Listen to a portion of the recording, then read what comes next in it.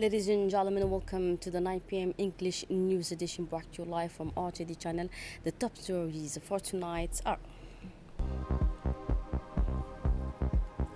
at the head of the national news, the Minister of Education of Djibouti is on official visit to Moscow. The trip aims to strengthen educational and technological cooperation between the two countries. And Gaza deadly raids on Arima, ongoing famine and departure of a flotilla from Barcelona to break the blockade. Welcome back in our newsroom. We begin tonight news with the diplomatic development in the Horn of Africa. At the invitation of his Somali counterpart, Somalia's Minister of Foreign Affairs International Cooperation, Abdisalam Abdi Ali, Djibouti's Minister of Foreign Affairs International Cooperation, Abdul Qadir Hussein Umar, made his first official visit to Somalia from August 28 to 3, 2025. During his stay, the Djiboutian Minister of Foreign Affairs met with Somalia's top leaders, including President Hassan Sheikh Mohamud, Deputy Prime Minister Salah Jama, Speaker of the Federal Parliament Sheikh Adel Mohamed Noor, and the Deputy Minister of Defense Omar Ali Abdi. Mr. Abdul Qadir Hussein Omar held several working sessions, including an in-depth meeting with his Somali counterpart, resulting in the signing of a memorandum of understanding to strengthen bilateral consultations and cooperation between the two friendly and brotherly countries, Djibouti and Somalia. The minister also visited the African Union mission in Somalia, AMISOM headquarters, where he was welcomed by Ambassador Mukhtar Osman Kariye, the Deputy Special Representative of the Chairperson of the African Union Commission for Somalia, and Deputy Head of the mission, AMISOM. Finally, he toured AMISOM's Sector 4 and the Djiboutian military contingent HALE 11 deployed in Beledweyne region as part of the African Union's Peace and Stabilization Mission in Somalia. Moving on now to Moscow, where Djibouti's Minister of National Education and Vocational Training, Mustafa Mohamed Mahamoud, made an official visit from August 27 to 29, 2025. He was accompanied by a delegation of senior advisors, including Aisha Qayad Ali, Mohammed Ali Abdigidi, and Naima Hassan Ismail, Director of the Training Department at the Ministry. The visit aimed to strengthen bilateral cooperation between Djibouti and the Russian Federation, particularly in education, vocational training, and technological innovation. During his stay, the minister was a guest of honor at a high-level working session with the top Russian officials, including the Russian Minister of Education, Sergei Kravtsov, and the Minister of Energy of Russia, Sergei Sivilov. African ministers of education and higher education also joined the discussion via a video conference. Talks focus on key areas of cooperation. In his remarks, the Djibouti's Minister of National Education and Vocational Training, Mustafa Mohamed Mahmoud, expressed his gratitude for the warm welcome and fruitful discussion he held with the Russian leaders. He emphasized that the visit marked a new phase in cooperation between Djibouti and Russia, particularly in education, vocational training, and technological innovation. He highlighted key priorities such as integrating artificial intelligence into education, developing STEM classrooms, rehabilitating Djibouti High School, and creating a digital platform to modernize school management. He also praised effort to promote Russian language teaching and establish an educational park to strengthen national identity.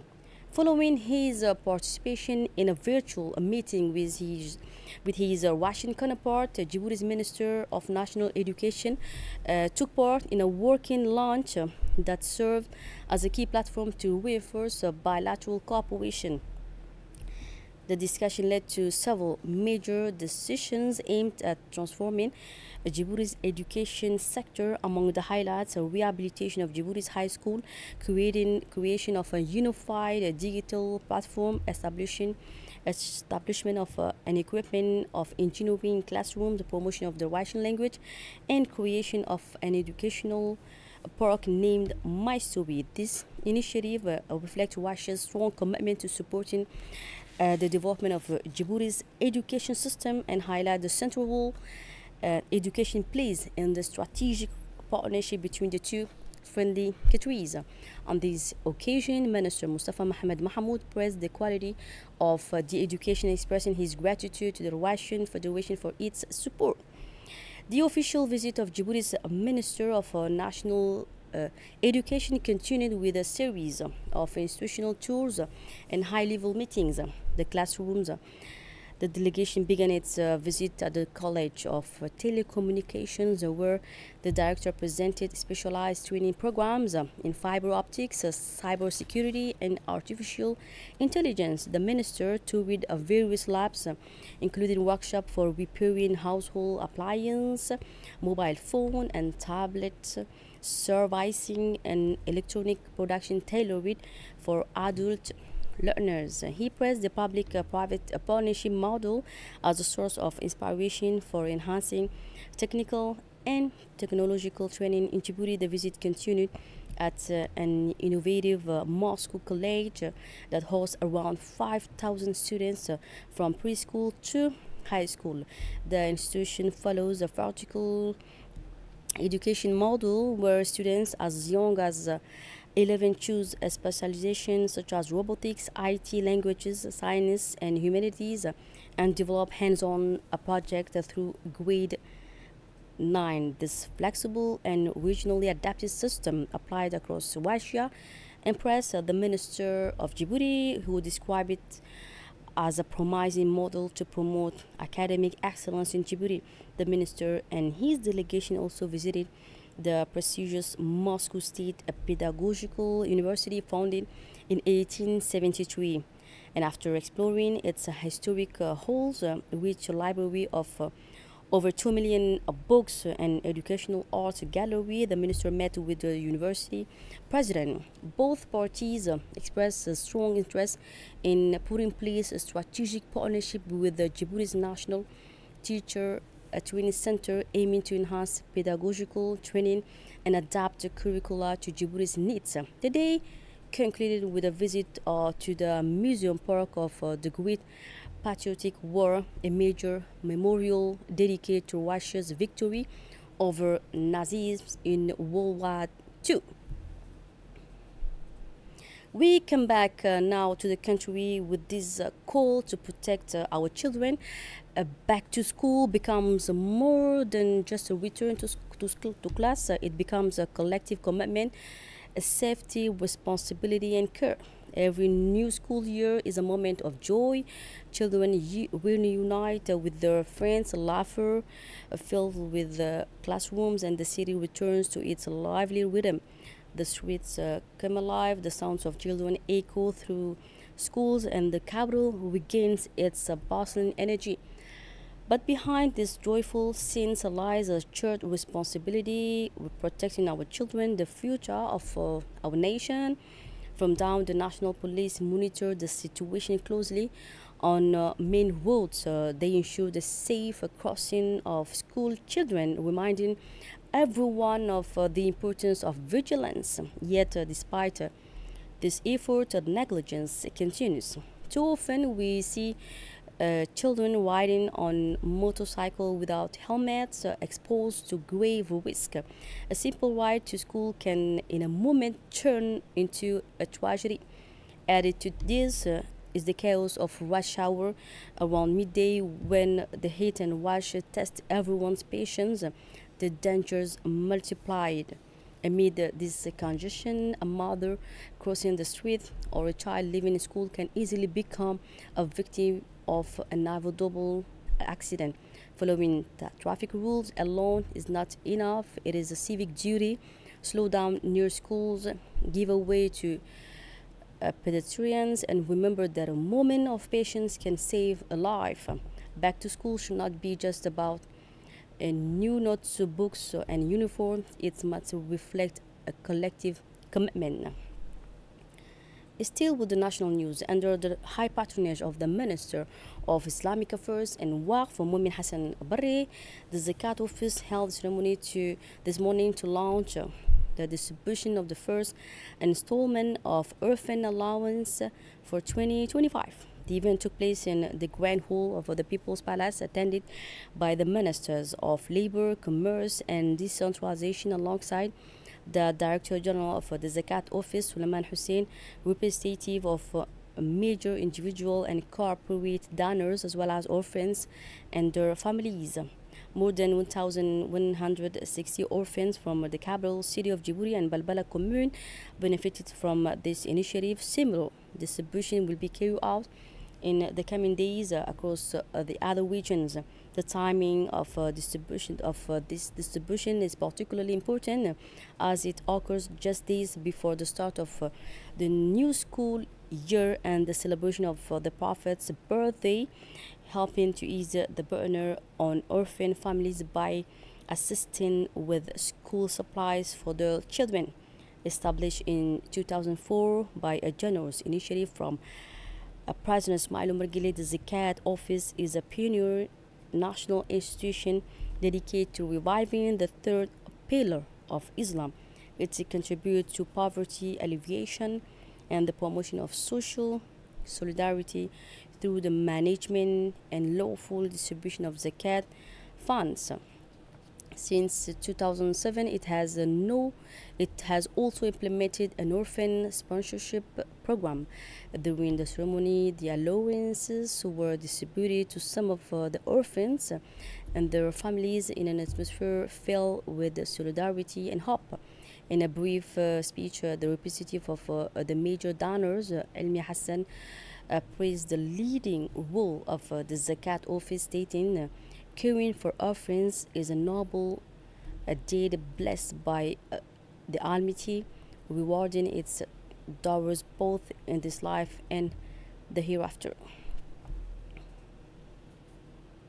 Taking the floor, the Minister of Islamic Affairs and Waqf, Mumin Hassan Barre, emphasized the humanitarian and religious significance of this initiative. He affirmed that caring for orphans and supporting their families is both a sacred religious obligation and a moral duty for society. He stressed that protecting vulnerable children reflects the true spirit of community solidarity and compassion.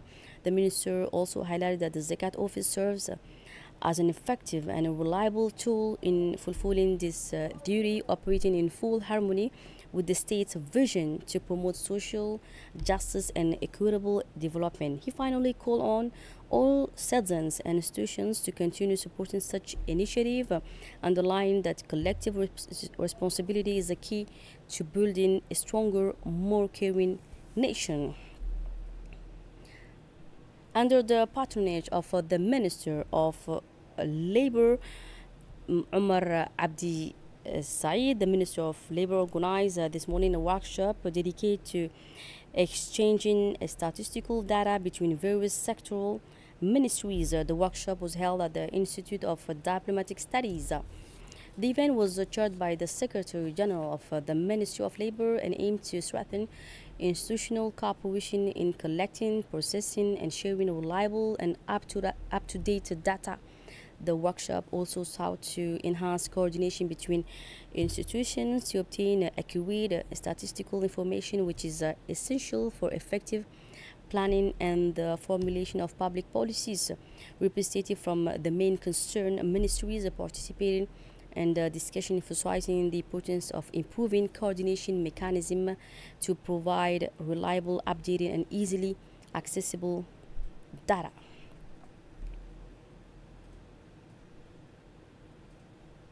The Secretary General of the Ministry of Labor, Abdullah Mohammed Ali, stated in his address that the ministry will reaffirm its commitment to fostering a culture of transparency and cooperation among public institutions. He then emphasized that such collaboration is very important for improving the quality and reliability of statistical data, which is in turn supports informed decisions making and effective policy development. Mr. Mohammed highlighted that by working together more closely, ministries can better respond to the evolving needs of the country and its citizens. He finally called on all stakeholders to maintain this spirit of partnership and openness to ensure sustainable progress and social well-being. In Al Sabih region now, as part of ongoing efforts to combat smuggling, the customs team in Al Sabih, working closely with the local police units and the army BIAS forces, has seized a large illegal shipment of cat entering the country. And during the operation, authorities seized 5,600 kilograms of cat, marking a significant victory against smuggling networks that constantly try to bypass customs controls. Following established procedures, the confiscated cat was destroyed on site in the presence of Mohammed Mumin Hassan, head of the Customs Brigade in Al Sabih region. Customs officials praised the effective coordination between all involved forces. Let's turn now to the regional scene. In the African Nation Championship final held in Nairobi, Morocco shone by winning their third title. Moroccan players also stood out individually. Midfielder Mohamed Rabi Haroun was named the tournament best player for his leadership, while Osama Malawi won the top scorer awards with 6 goals, including 2 in the final against Madagascar. Senegal's goalkeeper Diouf earned the best goalkeeper prize despite his team's early exit. Morocco returned home with the Continental Trophy and several individual awards, confirming their dominance in African football. Kenya and Uganda signed historic agreement to remove trade barriers and boost regional cooperation. The two countries have signed a historic agreement to remove all customs and non-customs barriers hindering trade between the two countries. The agreement includes eliminating discriminatory fees, keeping key borders crossings like Malaba and Bazia, and improving main roads to enhance trade connectivity. On the international scene now, Geneva talks fell again, exposing global deadlock over a plastic pollution treaty.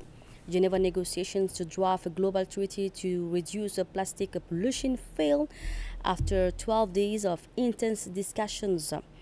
This marked the 6th failure in 3 years, mainly due to the deep disagreements over limiting plastic production. Over 100 countries, including European nations and small island states, call for a cap on plastic production, while major producers like the US, India, and Russia oppose it, favoring waste management and recycling instead. Israeli airstrike on Gaza al-Rimal neighborhood killed 7 civilians, mostly women and children, and injured several others. The humanitarian situation is worsening, with 10 people, including 3 children, dying from hunger and malnutrition in 24 hours, bringing the total famine death toll to 332.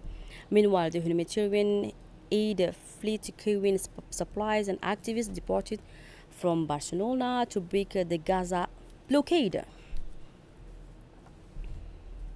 And finally, the Arab Islamic Ministerial Committee for Gaza strongly condemned the U.S. decision to deny visas to the Palestinian delegation for the 80th UN General Assembly session, calling it a violation of the UN headquarters agreement. The committee urged the U.S. to reverse the decision and stressed the importance of supporting the Palestinian Authority and President Mahmoud Abbas to preserve political solutions. That's it for tonight's news. Thanks for being with us and have a good night.